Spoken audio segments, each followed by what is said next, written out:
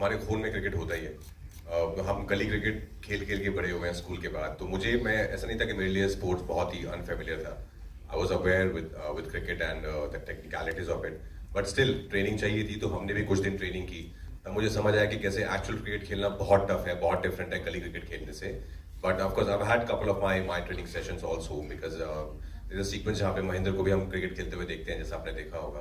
But मैं more than that, I think my main thing was to observe the people who were coaching Janhvi, because eventually मुझे वो भी करना था film में, कि मुझे उनका जब मैं कोच बन जाता है मिस्टर माही, तो वो उनकी क्या टेक्निकलिटीज हैं, क्या वर्ड्स यूज करते हैं, व्हाट्स देयर बॉडी लैंग्वेज, तो उसको शरण मुझे बोलते थे कि आप इनको भी साथ साथ देखते रहो, because this is what you have to do later in the film. Thank you. Hi, this is Samina here from Zoom, and This is the last question. Huh? After this, no more questions. Please, Samina. Hi, Samina. Hi. Hi, my question is to you, Janvi, and the question is like recently we also saw you at IPL match, and you were there, and you were like your video went viral. आप बाल खोल रहे हो, आप वहाँ पे जा रहे हो. Any memory which you have, from your cricket days, or when you were a kid, where you would literally insist your parents to go for cricket, and recollecting that when you were working for this one? Can I be very honest with you? I knew very little about the sport, and for me the sport was just something that would take my father's time away from me. So क्योंकि शाम को जब भी वो काम से घर पे आते थे, वो टीवी के सामने मैच देखने के लिए बैठ जाते थे, और जब भी मैं उनसे कोई भी सवाल पूछती थी तो वो बोलते थे 1 सेकंड मैच ये, तो वो उसमें इतने घुसे हुए थे, मैं बहुत चिढ़ जाती थी। तो वही एसोसिएशन था एक क्रिकेट से कि ये स्पोर्ट ना, यही वजह है कि पापा मुझे अटेंशन नहीं देते थे जब वो काम से आते थे। And that was really my only relationship with the sport. I think जब मेरे दोस्त जाते थे मैचेस के लिए, तो मैं भी कूल बनने के लिए जाती थी उनके साथ, और ऐसे एक्टिंग करती थी कि हाँ बड़ा समझ आ रहा है कि क्या हो रहा है। हकीकत काफ़ी अलग थी। और फिर शरण ने जब ये फिल्म नरेट किया था मुझे, और उन्होंने कहा था कि काफ़ी ट्रेनिंग लगेगी, मैंने सोचा कि हाँ ट्रेनिंग तो मतलब गुंजन के लिए भी लगी थी, कितना ही होगा, बहुत था बहुत था। Any memory you have associated, as a kid with cricket, वहाँ पर आपने कुछ ऐसा struggle किया होगा just to go and watch in the stadium? नहीं, मैंने स्टेडियम में बचपन में इतने मैच नहीं देखे हैं। मैंने एक रणजी ट्रॉफी मैच देखा था, जहाँ पे अजय जडेजा सर थे, बिशन सर थे, उसके अलावा लेकिन खेला बहुत ज़्यादा खेला है, फ्रॉम गली cricket to ground cricket to book cricket.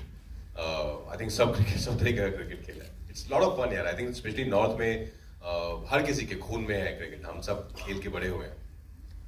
Raj, your center. All right, guys.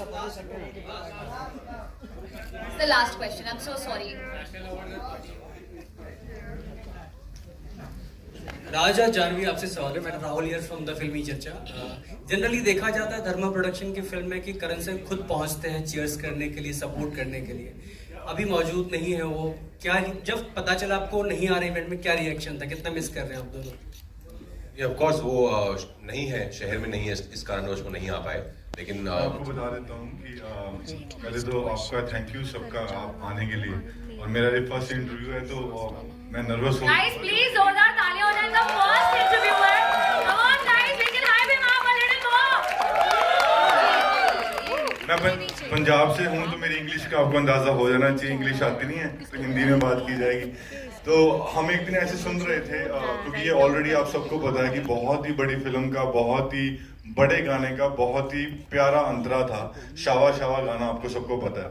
तो मैं और अजीम भाई एक दिन बैठे थे और हमने सोचा कि यार ये काश अगर ये गाना थोड़ा सा और बड़ा होता, कैसे हो सकता था, क्योंकि ये बहुत ही प्यारा था जितना वो पार्ट था। देखा तेनू पहली बार, तो फिर हमने सोचा कि यार लेट्स डू इट, एक बार इसको पूरा करते हैं।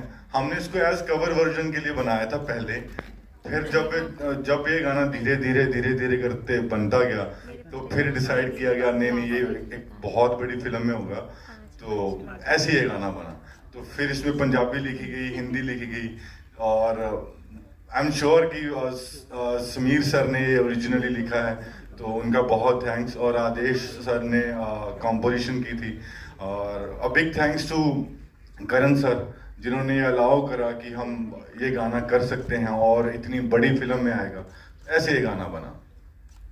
Faiz, reality TV star, YouTube sensation, पहली बार गा रहे हो बॉलीवुड में, कैसा लग रहा है? कैसी फीलिंग थी जब तुम्हें कॉल आया और सेलेक्ट किए गए तुम इस गाने के लिए? What was that first thought जो कि तुम्हारे दिमाग में आया? Hello, hi everyone. मैं अभी नर्वस हूँ।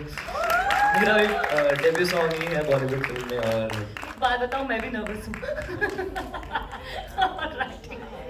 तो जब मुझे कॉल आया था तो देसी वैराइटी से आया था, बाजी की कंपनी है, कि गाने करने हैं। कुछ भी फिक्स नहीं था, बस ऐसे बुलाया था और जैम किया। 2 गाने रिकॉर्ड करे थे उसी दिन, एक ही दिन में। एक था कभी शाम डले और एक था देखा तेरो। और उसके बाद मैं चला गया था, पता नहीं था कि क्या होगा क्या नहीं होगा। और मैं आपको एक चीज बताना चाहता हूँ। धर्मा के पास इतना बड़ा प्लेटफॉर्म है, तो बहुत सारी ऑप्शंस होती हैं कि हम बहुत बड़े सिंगर से जो ऑलरेडी बहुत बड़े हैं उनसे गवाया जाए। Big thanks to Karan sir, Azeem और पूरी इंटायर म्यूजिक टीम जिन्होंने ये अलाउ करा कि नहीं, Mohammad Faiz is going to sing. ये बहुत बड़ी बात होती है कि हम एक नए टैलेंट को जो बहुत ही छोटे एरिया से आते हैं, तो हमारे लिए बहुत बड़ी बात थी। मेरे लिए बहुत खुशी की बात थी कि मोहम्मद फैज ये गाना गा रहा है।